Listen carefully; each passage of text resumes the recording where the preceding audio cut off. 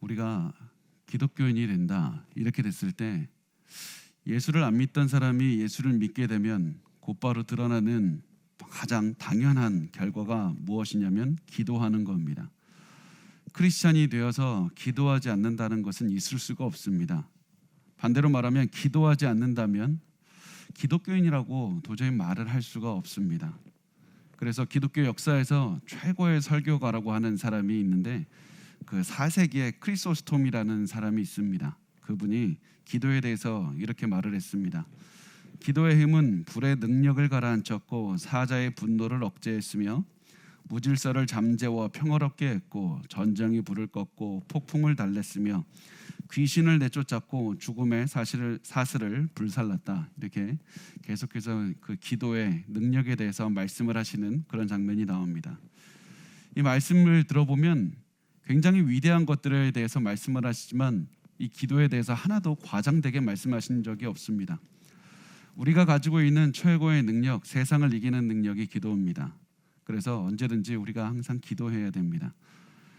그래서 이 사실을 우리는 참 잘 알고 있기 때문에 많은 사람들이, 모든 기독교인들이 기도를 하면서 모든 기독교인이 나는 기도에 대해서 잘 알고 있다고 생각을 하지만 참 동시에 살펴보면 많은 크리스찬들이 기도에 대해서 오해하면서 살아갈 때가 많이 있습니다. 많은 사람이 기도에 대해서 확실하게 알지 못하고 오해하면서 살아가는 부분들이 참 많이 있습니다. 그래서 우리가 오늘은 수요일 시간이니까 기도에 대해서 우리가 일반적으로 가지고 있는 질문들을 몇 가지만 살펴보는, 그리고 그 질문에 대한 대답을 한번 살펴보는 시간을 갖도록 하겠습니다. 자, 우리가 첫 번째 기도에 대해서 가지고 있는 질문 중에 가장 큰 게 이겁니다. 우리의 기도가 하나님을 바꿀 수 있을까? 우리의 기도가 하나님의 뜻을 바꿀 수가 있을까? 많은 분이 이렇게 생각을 합니다. 자, 우리가 한번 생각을 해보겠습니다. 하나님께서는 위대하신 분입니다. 완벽한 지식이 있으시고 완벽한 지혜가 있으시고 또 그 모든 것들을 다 움직여 가시는 분입니다. 그리고 동시에 우리를 사랑하는 분입니다. 그 하나님께서 우리를 위한 가장 좋은 계획, 가장 좋은 뜻을 세워두셨습니다. 우리가 아무리 좋은 계획을 세우고 아무리 심사숙고를 한다 할지라도 하나님께서 우리를 위해서 세우신 계획보다 좋을 수가 없습니다. 이런 상황에서 우리가 하나님께 기도한다고 해서 하나님께 무엇인가 우리가 바꿀 수 있는 게 있을까? 하나님의 계획을 바꿀 수 있는 게 있을까? 전지전능한 하나님께서 우리를 위해서 가장 좋은 것으로 결정을 해놓으셨기 때문에 우리는 기도를 통해서 아무것도 바꿀 수가 없다. 그러니까 많은 사람들이 기도에 대해서 이렇게 결론을 내립니다. 기도의 목적은 하나님을 바꾸는 것이 아니라 나만 바꾸는 겁니다. 나 자신이 바뀌어가는 과정에 있는 것이 기도입니다. 다른 것들은 아무것도 바꿀 수 있는 게 없고 나만 바꾸는 게 기도라고 이렇게 말을 합니다. 이 말이 어느 정도는 분명히 맞습니다. 하나님께서는 기도를 통해서 나를 바꿔주십니다. 하나님께서는 기도를 통해서 내가 하나님의 뜻을 깨닫게 하시고 내가 하나님의 성품을 닮아가게 하시고 이 하나님의 뜻이 이루어질 때까지 인내하고 기다리며 나를 변화시켜가는 것이 기도의 능력입니다. 그런데 기도는 단순히 그냥 아무것도 이룰 수 없고 나만 바뀌는 것이라고 하기에는 성경은 너무나도 분명하게 하나님께서 하나님의 뜻을 바꾸셨다고 말씀하는 장면이 나옵니다. 출애굽기 32장 14절 말씀 한 절만 같이 읽어보겠습니다. 시작. 여호와께서 뜻을 돌이키사 말씀하신 화를 그 백성에게 내리지 아니하시리라. 뜻을 돌이키셨다고 말씀합니다. 모세의 기도를 들으시고 뜻을 돌이키셨다고 말씀합니다. 자, 이 말씀을 도대체 어떻게 이해를 해야 됩니까? 만약에 하나님께서 진짜로 모세의 기도를 듣고 뜻을 내가 그렇게 안 해야 되겠다 마음을 먹으셨다면 어떤 결론이 내려야 되냐면, 자, 만약에 하나님께서 모세의 기도를 듣고 원래 가지고 있던 계획을 버리고 새로운 계획으로 모세가 말하는 대로 받아들이셨다면 이런 말이 됩니다. 하나님께서 이스라엘 위해서 가장 좋은 계획을 세우셨는데 좀 덜 좋은 계획으로 바뀌었다는 결론이 내릴 수밖에 없습니다. 전지전능하시고 선하신 하나님께서 가장 좋은 계획을 세워두셨는데 모세가 하나님께 기도하면서 새로운 정보를 알려드리는 겁니다. 하나님 이거 모르셨죠? 아니면 모세가 하나님, 내가 세운 계획이 더 좋습니다. 근데 계획을 바꾸십시오. 아니면 그것도 아니라면 억지로 하나님 뜻을 바꿀 때까지나 기다리겠습니다. 그렇게 해서 하나님의 뜻을 바꾸셨다는 말밖에 되지가 않습니다. 만약에 전지전능한 하나님께서 유한한 인간의 말을 듣고 뜻을 바꾸셨다면 오히려 더 안 좋은 계획으로 바꾸셨다는 말이 됩니다. 그래서 만약에 가장 좋은 계획에서 덜 좋은 계획으로 바꾸셨다면 이게 오히려 우리가 많은 사람들이 이것을 보고 어떻게 생각을 하냐면, 그렇다면 차라리 우리가 기도 안 하는 게 낫지 않습니까? 하나님께서 우리를 위해서 가장 좋은 계획을 세워두셨고 그것을 이루기로 작정하셨는데 우리가 굳이 하나님께 얘기해서 덜 좋은 계획으로 바꾸십시오, 덜 좋은 계획으로 하나님 이끌어 주십시오, 이렇게 하는 것이 오히려 더 나쁜 것 아닙니까? 그러니까 기도하지 않고 그냥 하나님의 뜻이 이루어지기를 그냥 기다리면서 살아가는 것이 가장 좋은 것 아닙니까? 그런데 너무 분명히 이 말씀이 맞습니다. 하나님께서 가장 좋은 뜻으로 세워두셨고 가장 좋은 계획을 세워두셨습니다. 그런데 성경은 동시에 우리에게 기도하라고 너무나도 분명하게 많이 말씀을 합니다. 한번 빌립보서 4장 6절 말씀을 같이 읽어보겠습니다. 시작. 아무것도 염려하지 말고 다만 모든 일에 기도와 간구로 너희 구할 것을 감사함으로 하나님께 아뢰라. 하나님께서는 분명하게 기도하라, 기도하라, 계속해서 기도하라고 하셨습니다. 그러면 우리가 무엇을 위해서 어떻게 기도를 해야 됩니까? 기도하는 태도가 어떻게 돼야 됩니까? 우리가 기도하는 목적이 무엇이 되어야 됩니까? 이것을 한번 보겠습니다. 이때 우리가 우선은 기도에 대해서 알아두어야 될 것이 반드시 있는데 무엇이냐면, 전능하신 하나님, 전지전능하신 하나님은 우리를 위해서 가장 좋은 계획과 뜻을 세워두시고 그것을 이루기로 결정하셨다는 사실입니다. 그래서 우리가 아무리 기도해도 그 뜻을 바꿀 수 없습니다. 절대로 바꿀 수 없습니다. 다시 말씀드리지만 하나님께서 정해두신 뜻은 우리가 기도한다고 바꿀 수 있는 것이 아닙니다. 하나님 나쁜 길로 인도하셔서 덜 선한 계획으로 이루소서, 아무리 우리가 그렇게 한다고 해도 하나님께서는 가장 선한 길로 인도하십니다. 그런데 중요한 것은 하나님께서 그 하나님의 뜻을 정해 놓으셨다면 하나님께서는 동시에 그 뜻을 이뤄가는 방법도 결정을 하셨습니다. 하나님께서 우리를 위해서 가장 좋은 뜻, 가장 좋은 계획을 결정하셨지만 그 뜻을 이뤄가는 그 방법으로 기도를 결정을 하셨다는 사실입니다. 하나님은 우리의 기도를 통해서 하나님의 뜻을 이뤄가기를 원하십니다. 하나님의 뜻을 이뤄가는 방법이 기도입니다. 그래서 하나님께서 우리의 기도를 통해서 일하기로 작정하셨기 때문에 우리가 기도한 다음에 우리의 기도를 듣고 우리의 기도를 사용해서 역사하시고 하나님의 뜻을 이뤄가시는 겁니다. 그래서 우리가 기도하는 것입니다. 우리가 기도하는 이유가 무엇이냐면 하나님께서 우리의 기도를 사용하기로 작정하셨기 때문에 기도하는 겁니다. 그래서 더욱더 열정적으로 기도할 수밖에 없는 겁니다. 그래서 우리의 기도가, 너무나도 미천한 우리의 기도가 하나님의 일을 하시는데 굉장한 중요한 부분으로 삼기로 작정하셨기 때문에 우리가 최선을 다해서 기도를 해야 됩니다. 그래서 우리가 내릴 수 있는 결론을 한마디로 요약을 한다면, 기도한다고 하나님께서 뜻을 바꾸지 아니하시고 우리가 기도를 하기 전이나 후나 하나님은 동일한 뜻을 가지고 계시지만 우리가 기도를 통해서 바꿀 수 있는 것이 있는데, 그것이 무엇이냐? 이 세상에서 벌어지는 일들이라는 겁니다. 하나님의 뜻을 바꿀 수 없지만 이 땅에서 벌어지는 일들을 바꿀 수 있습니다. 어떻게 바꿀 수 있습니까? 우리의 기도를 통해서 하나님께서 변화시키시기 때문에, 우리의 기도를 통해서 이 세상에 있는 것들을 바꾸어 가시기 때문에 우리는 기도를 통해서 하나님의 뜻이 아닌 세상에서 벌어지는 일들을 바꿀 수가 있게 됩니다. 이게 기도의 능력입니다. 자, 우리가 이 사실을 기억하고 기도에 대한 그 다음의 말씀을 우리 같이 한번 나눴으면 좋겠는데요. 우리 야고보서 5장 13절에서 18절 말씀 다시 한 번만 같이 읽어보도록 하겠습니다. 시작. 너희 중에 고난당하는 자가 있느냐? 그는 기도할 것이요. 즐거워하는 자가 있느냐? 그는 찬송할지니라. 너희 중에 병든 자가 있느냐? 그는 교회의 장로들을 청할 것이요. 그들은 주의 이름으로 기름을 바르며 그를 위하여 기도할지니라. 믿음의 기도는 병든 자를 구원하리니 주께서 그를 일으키시리라. 혹시 죄를 범하였을지라도 사하심을 받으리라. 그러므로 너희 죄를 서로 고백하며 병이 낫기를 위하여 서로 기도하라. 의인의 간구는 역사하는 힘이 큼이니라. 엘리야는 우리와 성정이 같은 사람이로되 그가 비가 오지 않기를 간절히 기도한즉 3년 6개월 동안 땅에 비가 오지 아니하고 다시 기도하니 하늘이 비를 주고 땅이 열매를 맺었느니라. 자, 이 말씀이 우리가 기도에 대해서 나눌 때 대표적으로 나누는 말씀입니다. 이 말씀에 대해서 우리가 나누기 전에 한 가지 그 야고보서에 대해서 좀 언급을 하고 지나갔으면 좋겠습니다.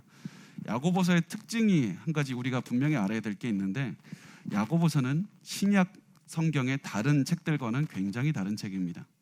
그 종류가 다릅니다. 야고보서는 신약의 지혜서라고 불리는 그런 책입니다. 무슨 얘기냐면 구약의 잠언서가 그렇듯이, 전도서가 그렇듯이 히브리어로 써인 그 지혜서의 성격을 갖고 있다는 뜻입니다. 이 얘기는 무슨 얘기냐면, 잠언서를 잘 보면 잠언과 같은 지혜서는 하나님의 약속을 써놨다기보다는 삶을 살아가는데 필요한 일반적인 삶의 원리, 하나님께서 이 세상을 다스려 가시는 일반적인 원리를 써놓은 겁니다. 예를 들어 보겠습니다. 잠언서에서 이런 말씀이 있죠. 아이를 어렸을 때부터 잘 기르면 커서 그 아이가 엇나가지 않을 것이다, 이렇게 말씀을 합니다. 열심히 일을 하면 부자가 될 것이다. 젊어서 지혜롭게 살면 나이가 들어서도 많은 열매를 거두면서 살 것이다. 그런데 사실 그것이 맞습니까? 그거 맞을 때도 있지만 때로는 아닐 때도 참 많습니다. 그 이유가 무엇이냐면, 우리가 이 말씀을 보면서 반드시 어렸을 때부터 아이를 잘 기르면 그 아이가 성장해서 반드시 엇나가지 않는다는 이 약속이 아니라, 삶을 하나님께서 이 땅을, 이 세상을 운영해 가시는 원리를 말씀하고 있기 때문입니다. 잠언서는 그래서 그 하나님께서 그 반드시 이걸 하면 이루어주겠다, 이것을 말씀하는 것이 아니고, 그리고 그와 동시에 야고보서도 하나님께서 반드시 이렇게 하면 똑같이 다 이루어 주신다, 그런 의미로 쓰인 것이 아니라 일반적인 삶의 원리를 많이 가지고 있다, 그렇게 생각하시면서 오늘 말씀을 한번 봤으면 좋겠습니다. 자, 야고보서 5장 15절 말씀을 보면 이렇게 써 있습니다. 믿음의 기도는 병든 자를 구원하리니 주께서 그를 일으키시리라. 혹시 죄를 범하였을지라도 사하심을 받으리라. 자, 우리가 사람들이 이 말씀을 보면서 하나님께 믿음을 가지고 기도하면 반드시 그 기도에 응답하시겠다고 약속하셨다, 이렇게 생각을 합니다. 분명히 하나님께 믿고 기도하면 그 기도에 응답하십니다. 저도 거기에 완벽하게 믿고 있습니다. 절대로 이 사실을 우리가 의심해서는 안 됩니다. 그런데 동시에 하나님께 기도를, 믿음을 갖고 했는데 그 기도가 응답이 안 된 사람들을 우리는 너무나도 많이 알고 있습니다. 그냥 이 땅에서 사는 사람들이 아니라 성경에 있는 사람들을 굉장히 많이 쓰여져 있습니다. 예를 들어 볼까요? 바울이 자신의 질병을 고쳐달라고 하나님께 기도했을 때 하나님께서는 내 은혜가 내게 족하다, 이러면서 고쳐주지 않으셨습니다. 또 다른 예들을 들어보면 예수님의 제자들, 사도들도 순교했습니다. 초대교회가 이 사도들을 위해서 기도하지 않았을까요? 사도를 좀 도와달라고 기도하지 않았을까요? 그런데 하나님께서는 이들을 살리지 않으시고 순교하는 것을 허락하셨습니다. 야고보가 이런 사실을 몰라서 지금 믿음의 기도는 병든 자를 낫게 한다고 말을 하는 것이 아닙니다. 야고보도 다 알고 있었습니다. 분명히 때로 하나님께서 믿는 자의 기도에 응답하지 않으신다는 사실을 우리도 알고 있습니다. 그럼에도 불구하고 우선은 우리가 이 야고보의 이 말을 통해서 우리가 반드시 기억해야 될 것은, 그럼에도 불구하고 하나님은 우리의 기도를 들으신다. 하나님은 하나님의 방식으로, 하나님의 때에, 하나님께서 원하실 때에 응답하신다. 하나님께서는 우리의 기도를 사용하셔서 하나님의 선하신 뜻을 이루실 것이다. 때로는 그것이 우리의 기도에 응답이 안 되는 것이라고 할지라도 우리는 그 하나님을 믿어야 된다. 이것을 우리가 반드시 기억해야 됩니다. 그런데 이 믿음의 기도는 이 병든 자를 구원하리라, 이 말을 때문에 많은 분들이 오해를 하는데, 믿음의 기도는 병든 자를 고쳐준다. 그래서 사람들이 이렇게 생각합니다. 믿음만 있으면 모든 것을 할 수가 있다. 믿음만 있으면 질병이 고쳐진다. 믿음만 있으면 내가 건강해진다. 믿음만 있으면 내가 잘 살고, 믿음만 있으면 내가 가지고 있는 모든 것들을, 내가 바라는 것들을 다 갖게 된다. 이것을 요즘에 그 전문적인 용어로 믿음의 말씀 운동이라고 하고, 믿음 말씀 운동 뭐 이렇게 하는데, 혹시 책을 읽어보신 분이 있을 수도 있습니다. 뭐 조엘 오스틴 대표적인 주자로 그렇고, 제가 어렸을 때 읽은 그 책에 베니힌이라는 그런 사람이 있었는데, 그 사람도 대표적으로 이런 믿음의 말씀 운동을 하는 사람입니다. 이 사람들이 이렇게 얘기합니다. 믿음이 있으면 우리는 가난하지도 않고 부족한 것도 없고 우리가 하는 일은 다 잘 됩니다. 그런데 우리가 안 되는 이유가 무엇입니까? 우리가 아픈 이유가 무엇입니까? 우리가 가난한 이유가 무엇입니까? 믿음이 없기 때문에. 그래서 우리가 믿음만 가지고 있으면 다 할 수 있다고 주장을 합니다. 근데 그렇게 말을 하면 바울도 예수님도 다 믿음 없었던 사람으로 될 수밖에 없습니다. 성경은 우리가 믿음이 있어도 하나님께서 우리의 기도에 응답하지 않을 수 있다고 그렇게 명확하게 말씀을 하십니다. 우리가 사업을 성공할 것인가? 우리가 건강할 것인가? 우리가 지금 오늘은 모여있지만 다음 주에 또다시 살아있어서 모일 수 있는 것인가 없는 것인가? 이 모든 것은 내가 단순히 믿음을 갖고 있다고 결정되는 것이 아니라 하나님께 결정이 있기 때문에, 하나님의 결정에 따라 있기 때문에, 하나님께서는 우리에게 보기에 가장 좋은 것이 아니라 하나님께서 보시기에 가장 선한 뜻을 이루신다. 하나님이 원하시면 병이 낫는 겁니다. 하나님이 원하시면 내가 건강하게 되는 겁니다. 하나님께서 원하시면 내 하는 사업들이 다 잘 되는 겁니다. 그래서 하나님과 우리가 이 모든 것들을 내가 믿음을 갖고 있는 것이 아니라 내가 잘 될 것이라는 믿음이 아니라, 결국 성경은 계속해서 얘기하는 것이 이 너가 잘 되고 너가 돈이 많고 너가 하는 모든 일들에 대한 그 믿음을 가지라는 것이 아니라 하나님에 대한 믿음을 가지라. 하나님을 신뢰하라. 너희를 사랑하는 하나님께서 너희를 가장 좋은 길로 인도해 주시리라. 하나님을 믿으라고, 그 믿음을 갖고 있으라고 말씀을 하는 겁니다. 그래서 야고보서 4장 15절에 우리 한번 같이 읽어볼까요? 시작. 너희가 도리어 말하기를 주의 뜻이면 우리가 살기도 하고 이것이나 저것을 하리라 할 것이거늘. 이것이 주의 뜻입니까? 주님의 뜻입니까? 우리를 사랑하시고 전지전능하신 하나님께서 결정하신 하나님의 뜻입니까? 그렇다면 내가 하나님을 믿고 있기 때문에 이것이 고난의 길이라 할지라도 난 그 길을 가겠습니다. 이것이 바로 하나님께 우리가 갖고 있을 수 있는 믿음입니다. 이것이 바로 기도할 때 우리가 가져야 되는 믿음입니다. 그래서 우리가 항상 기도하면서 말을 해야 되는 것은 이것이 하나님의 뜻입니까? 그렇다면 나는 하나님을 믿고 있기 때문에 그대로 따르겠습니다. 그런데 동시에 우리가 반드시 또다시 놓치면 안 되는 것이 무엇이냐면, 기도할 때 하나님, 내가 이거 기도하는데 하나님의 뜻이면 될 수도 있고 안 될 수도 있으니까 그냥 내가 기도하였습니다. 하나님 알아서 하십시오. 이런 회의적인 자세로 기도하라고 하신 적이 없습니다. 하나님께서는 우리에게 최선을 다해서 기도하라고 하십니다. 우리의 있는 모든 정성을 다해서 응답을 받을 때까지 최선을 다해서 계속해서 기도하라고 하셨습니다. 마가복음 11장 24절 말씀을 우리 같이 읽겠습니다. 시작. 그러므로 내가 너희에게 말하노니 무엇이든지 기도하고 구하는 것은 받은 줄로 믿으라. 그리하면 너희에게 그대로 되리라. 우리가 해야 되는 것은 무엇이냐면, 우리가 믿는 그 하나님을 믿고 하나님께서 말씀하신 대로 끝까지 믿고 기도하는 것이고, 하나님께서 나의 기도를 사용하셔서 하나님의 길로 인도하실 것이다. 하나님께서 역사하실 것이다. 내가 지금 믿는 것은 분명히 하나님께서 나의 기도를 들으신다. 이 사실을 믿고 기도하는 겁니다. 그래서 야고보는 이렇게 말을 합니다. 야고보서 5장 16절 말씀에 우리 같이 읽겠습니다. 시작. 그러므로 너희 죄를 서로 고백하며 병이 낫기를 위하여 서로 기도하라. 의인의 간구는 역사하는 힘이 큼이니라. 여러분 잘 보시면 한글 성경에서는 의인의 기도라고 번역하지 않았습니다. 의인의 간구라고 번역을 했습니다. 왜 그랬냐면 헬라어가 데시스라는 이 단어인데, 이 데시스라는 단어가 그냥 일반적인 기도를 사용할 때 하는 말이 아니라 긴급한 기도, 긴급할 때 나의 필요를 채워달라고 하는 그런 기도를 뜻하기 때문입니다. 하나님께서는 모든 것을 아시고 가장 좋은 뜻을 세워두셨지만 우리에게 최선을 다해서 열정적으로 긴급한 상황인 것처럼 기도하라고 말씀하셨습니다. 그렇게 드리는 기도, 열정적인 기도가 바로 능력이 있다, 역사하는 힘이 크다. 이 말씀은 이 기도가 능력이 있고 효과가 있다. 이렇게 기도를 해야만 하나님께서 들으시고 역사하신다.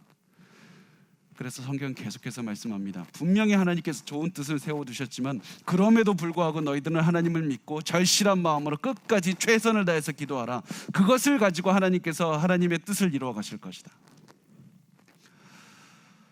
그래서 우리가 항상 기억해야 될 건 믿음의 대상은 하나님이라는 사실을 반드시 기억하셨으면 좋겠습니다. 우리가 가져야 되는 믿음은 하나님에 대한 믿음이고, 하나님에 대한 그 믿음, 하나님께서 나를 사랑하시고 나를 인도하시고 나를 가장 좋은 곳으로 이끄신다. 그렇게 표현할 때 우리가 보통 쓰는 말이 신뢰라는 말입니다. 단순히 하나님께서 존재하신다 그런 얘기가 아니라 하나님을 믿고 의지한다, 신뢰한다고 할 때 하나님께서 나의 길을 인도하신다는 사실을 믿는 겁니다. 이 신뢰의 기도, 이 기도를 드렸던 분이 바로 예수님이십니다. 누가복음 22장 41절과 42절 말씀을 우리 같이 읽겠습니다. 시작. 그들을 떠나 돌 던진 만큼 가서 무릎을 꿇고 기도하여 이르시되 아버지여, 만일 아버지의 뜻이거든 이 잔을 내게서 옮기시옵소서. 그러나 내 원대로 마시옵고 아버지의 원대로 되기를 원하나이다 하시니, 예수님께서 이 기도를 십자가 처형 당하기 전에 겟세마네 동산에서 기도하실 때 하신 겁니다. 나는 십자가 고난 당하고 싶지 않습니다. 피할 수 있으면 피하고 싶습니다. 그렇지만 내 뜻대로 하지 마시고 하나님 아버지의 뜻대로 하십시오. 내가 십자가에 달리는 것이 아버지의 뜻이면 내가 십자가에 달리겠습니다. 왜냐하면 나는 십자가에 달리게 하시는 하나님을 믿기 때문입니다. 하나님을 신뢰하기 때문입니다. 하나님께서 나의 길을 인도하신다는 것을 믿기 때문입니다. 그래서 예수님께서도 고난마저도 허락하시는 하나님에 대한 신뢰를 가지고 기도를 하셨습니다. 이게 바로 우리 기도하는 사람들의 자세여야 됩니다. 우리는 때로 기도하다가 보면 항상 좋은 일이 벌어지지는 않습니다. 하나님의 뜻이 우리가 도저히 알지 못해서 어려운 일을 겪기도 합니다. 그렇지만 우리가 그때에도 항상 기억해야 되는 것은 나는 하나님을 신뢰합니다. 내가 이 걷는 길을 나는 잘 알지 못하지만 나를 사랑하시는 전지전능한 하나님께서 나를 가장 좋은 길을 인도하신다는 그 사실을 믿습니다. 그래서 항상 최선을 다해서 기도한 다음에 기도의 뜻에는 하나님의 원대로 없어서, 하나님의 뜻대로 없어서 난 하나님을 신뢰합니다. 이렇게 기도를 해야 됩니다. 이게 첫 번째 우리가 가지고 있는 그 하나님의 뜻을 바꿀 수 있을까? 여기에 대한 대답이 되겠습니다.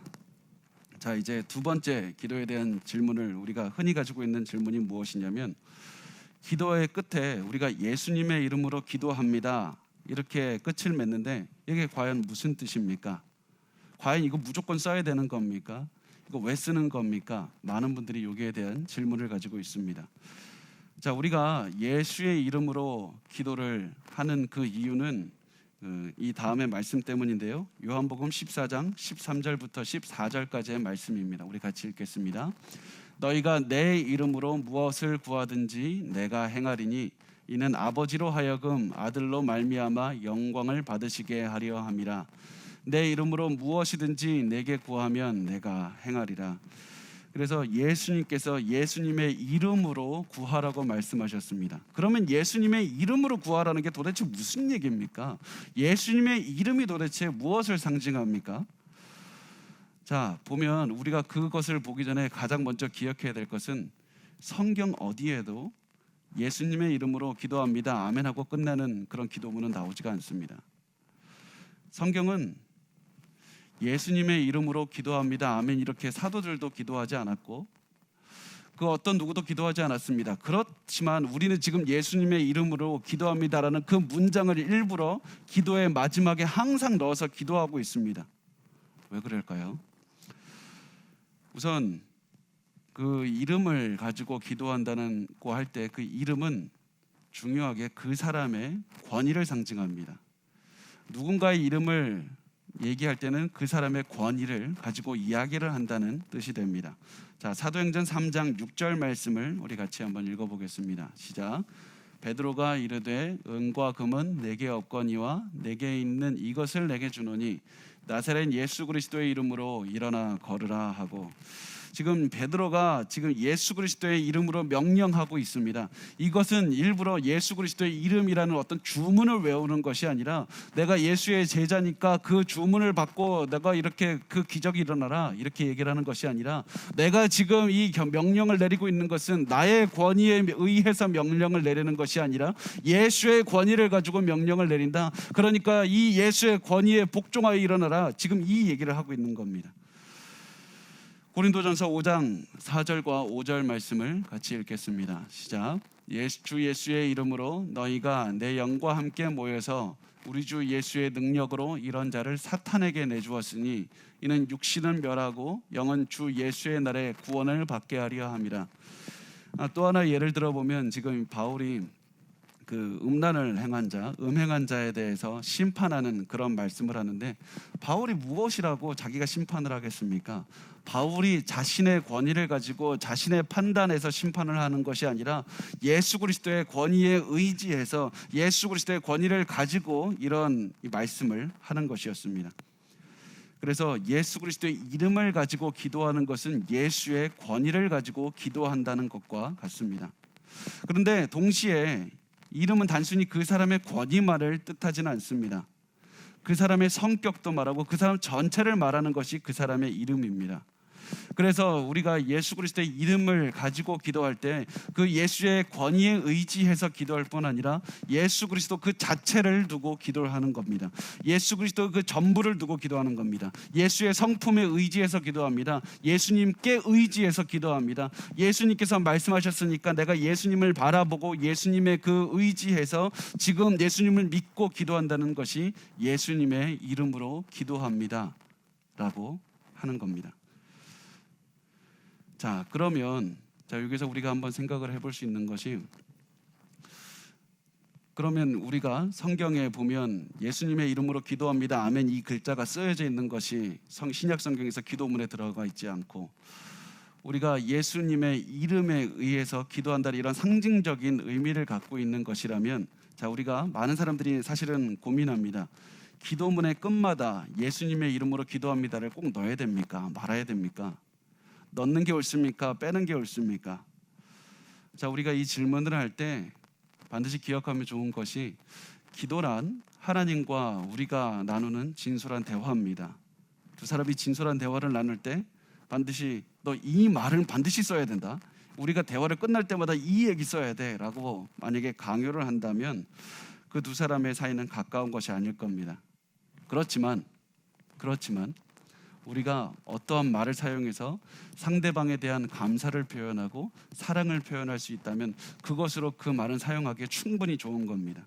우리가 예수님의 이름으로 기도한다는 말을 항상 기도의 끝에 함으로써 우리가 기도할 이유가 예수님 때문입니다. 이것을 스스로 깨닫게 되고, 우리가 기도할 수 있는 이유가 바로 예수님 그리스도의 능력 때문입니다. 그래서 우리가 예수 그리스도께서 계속해서 시선을 돌리기를 원합니다. 우리가 예수를 닮기를 원합니다. 이런 마음으로 기도를 계속해서 예수님의 이름으로 기도합니다, 예수님의 이름으로 기도합니다, 이렇게 한다면 이것만으로도 우리에게 충분한 능력이 되고 우리에게 소망의 말씀이 됩니다. 그래서 우리가 항상 예수 그리스도의 이름이 아니면 우리가 하나님께 나아갈 수 없다는 마음으로 항상 그 기도의 마지막을 예수님의 이름으로 기도드립니다, 아멘, 이렇게 하고 끝을 냈으면 좋겠습니다. 자, 세 번째 질문을 한번 하겠습니다. 우리가 성부, 성자, 성령님이 계십니다. 그러면 기도는 누구한테 해야 됩니까? 처음 들어보는 질문이라는 듯이 저는 기도를 고민을 좀 해봤는데요. 처음에 이제 신학을 배울 때 성부가 계시고 성자가 계시고 성령이 계시는데, 누구한테 기도를 해야 될까? 어떤 사람들은 모든 기도의 대상은 하나님 아버지니까 하나님 아버지께 해야 된다. 어떤 사람은 우리의 믿음, 우리가 구원받을 수 있는 것은 예수 그리스도 때문이니까 예수님에게만 기도해야 된다. 어떤 분은 지금 우리와 같이 내주하시는 분이 성령님이니까 성령에게만 기도해야 된다, 이렇게 말을 합니다. 그런데 잘 성경을 보면 성경에 나오는 대부분의 기도문은 하나님 아버지에 대해서 아버지께 직접적으로 드리는 기도가 가장 많습니다. 그래서 많은 사람들이 이것을 보고 하나님 아버지께 드려야 된다 이렇게 얘기를 하지만, 사실은 성경에 나와 있는 수많은 기도문들, 굉장히 많은 기도문들이 예수님께서 하신 기도문입니다. 예수님께서 하셨기 때문에 그 기도의 대상을 하나님 아버지께로 한 것이죠. 그렇다면 예수님께서는 그 기도의 대상이 될 수가 없는가? 성경에서는 예수님께 직접적으로 기도를 드린 장면들이 꽤 많이 나옵니다. 우리 한번 두 군데만 살펴보도록 하겠습니다. 사도행전 7장 59절 말씀 같이 한번 읽어보겠습니다. 시작. 그들이 돌로 스데반을 치니 스데반이 부르짖어 이르되 주 예수여 내 영혼을 받으시옵소서 하고, 스데반이 직접 마지막에 어떻게 기도하냐면 주 예수님께 직접 기도를 드리고 있습니다. 자, 고린도전서 16장 22절 말씀을 같이 읽겠습니다. 시작. 만일 누구든지 주를 사랑하지 아니하면 저주를 받을지어다. 우리 주 예수 주여 오시옵소서. 지금 우리 주여 예수님에 대한, 예수님께 직접적으로 기도를 드리고 있습니다. 그래서 예수님도 또한 기도를 직접 받을 수 있는 대상이 되십니다. 그렇다면 성령은 어떤가? 성경에는 성령께 직접 드리는 기도가 나와 있지는 않습니다. 그렇지만 우리가 잘 생각을 해볼 때 성령께서도 성부와 성자와 동일한 하나님이시기 때문에 성령께 기도를 드리면 안 된다 이렇게 결론을 지을 수가 없습니다. 분명히 성령께서도 기도를 받으시는 분이고 성령께 우리가 충분히 기도를 드릴 수 있습니다. 그리고 많은 신학자들이 얘기하는 것은 특히 우리가 성령의 열매나 성령의 은사와 같이 성령의 사역에 직접적으로 연관되어 있는 것들은 성령께 직접 기도를 드리는 것이 참 좋다 이렇게 많이 추천을 하고 있습니다.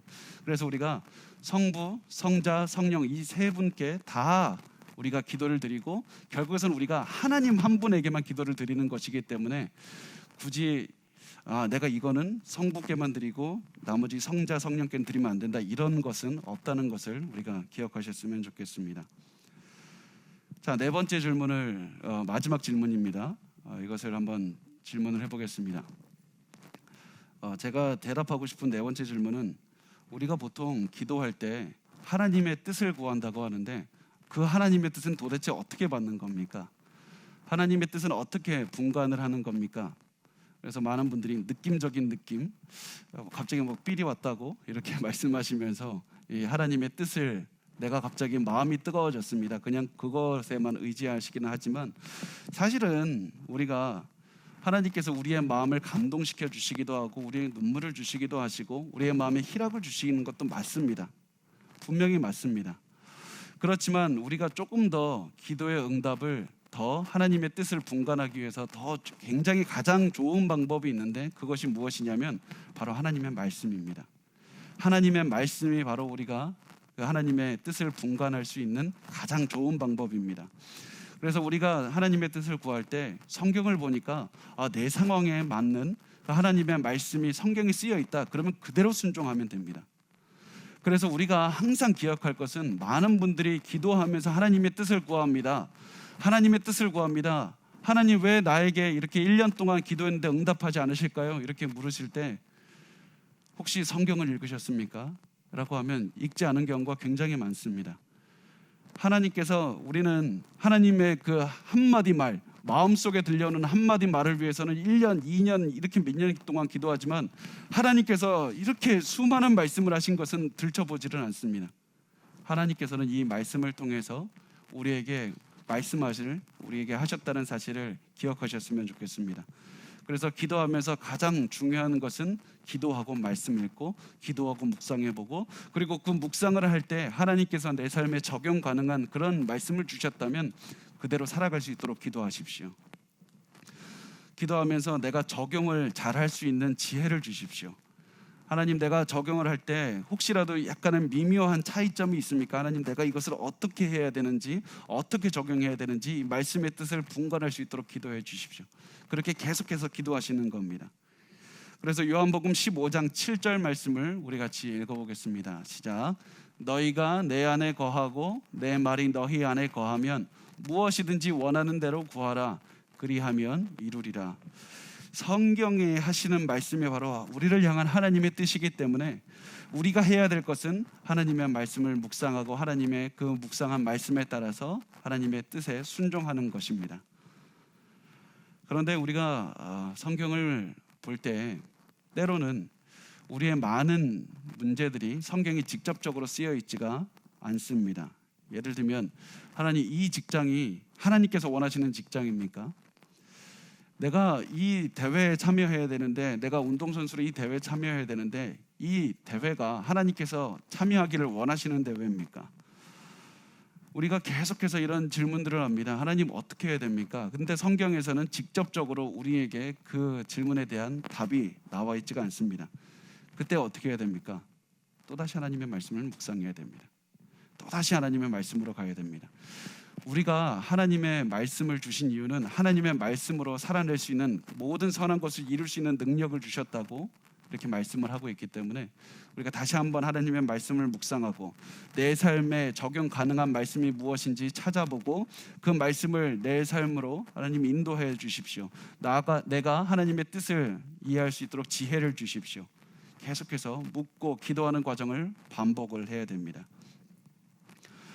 그런데 때로는 우리가 아무리 묵상해도 답이 나오지 않을 때가 있습니다. 그때는 어떻게 하냐면 하나님께 충분히 기도를 드리고 작정 기도를 하고, 하나님, 내가 하나님의 뜻을 잘 모르겠습니다.